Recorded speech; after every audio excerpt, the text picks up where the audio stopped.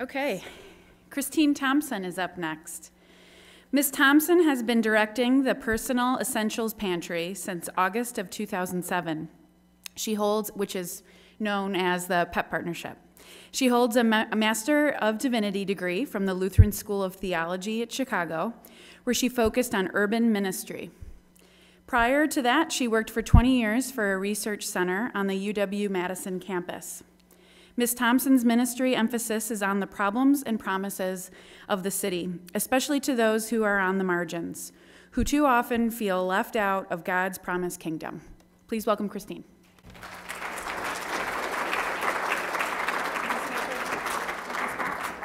A little bit. I don't want to kick her. My apologies for having to sit this afternoon. I overextended myself Monday, Tuesday, Wednesday, and now I'm paying the price. I either sit down or I fall down. I figured sitting down would be best.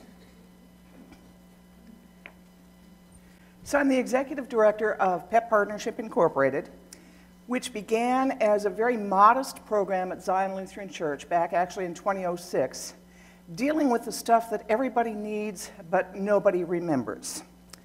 It's the stuff we use every day: toilet paper, toothbrush, toothpaste, deodorant, the non-glamorous stuff that nobody really thinks of, we all use, but none of us really consider until suddenly it isn't there. And we're kind of wondering who forgot to fill the toilet roll spindle. It goes, as I say, unnoticed.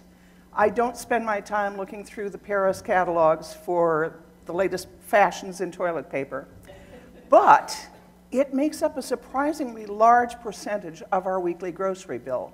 If you look at the federal statistics carefully enough, you'll discover that somewhere between 25 and 35% of our average weekly bill goes to the stuff we don't think about, unless, of course, you're the one buying it.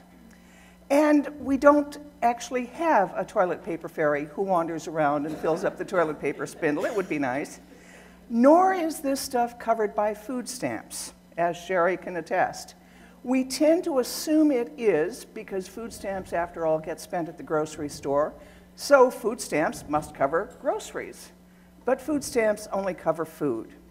Food pantries have historically done a great job of trying to address this need, but their primary focus is, as it should be, on food. So what they tend to have is kind of few and far between, and usually it's what I call a shotgun approach, where the guest is told, okay, you can choose 3 of the products on this shelf, and you have to plan your weekly routine with whatever they happen to have that week. We decided that there must be a better way. So actually in 2008, we started using a computerized system to control our distribution, recognizing that the manual system was driving us nuts. We've now expanded. It's a group of 6 of us, 5 of us in Dane County and 1 in Watertown, just across the county line, all of us linked and using that same database program, so that our guests can visit any of those pantries, regardless of zip code, address, anything else. If they're registered with one, they're registered with all. They don't have to go through the same process all over again. They're automatically there. The information we collect includes, it's crucial, date of birth and gender for every member of every household, because the system that we're using distributes products on the basis of the household's needs and the product lifespan. We don't dispense razors to 4-year-olds. We're funny that way. We don't give out feminine hygiene products to single adult males. We also notice that toothpaste, for instance, lasts longer than shampoo, which lasts longer than dish soap, which lasts longer than toilet paper.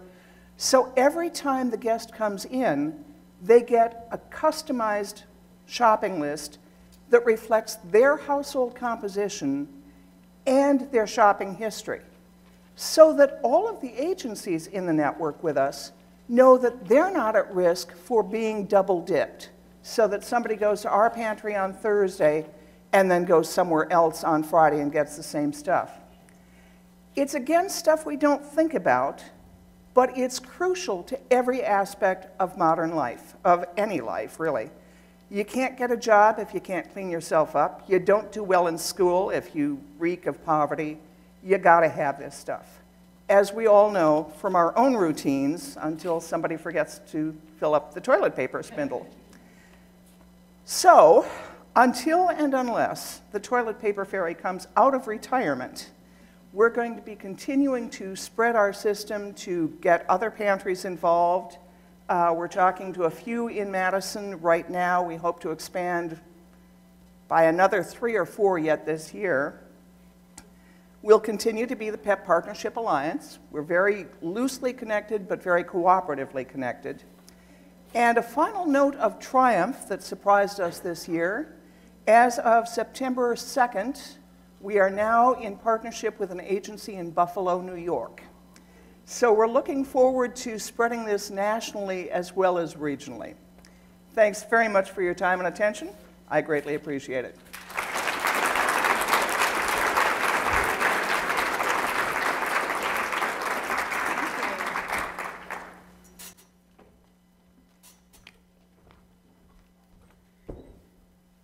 Well, that's it. 5 stories, 5 minutes each. Thank you so much to our speakers. I thought they were fantastic. Trust me, timed, constrained storytelling is super difficult.